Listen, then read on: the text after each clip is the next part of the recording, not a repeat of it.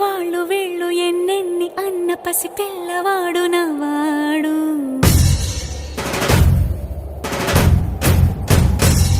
విడుముండోడు అని ఊరు వాడ అనుకున్న గాని మహారాజు నాకు నవ్వాడు.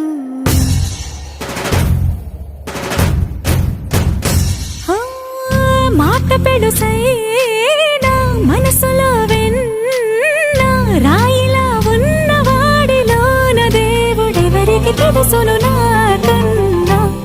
సూసేకి అగ్గిరవ్వ మాదిరే ఉంటాడు.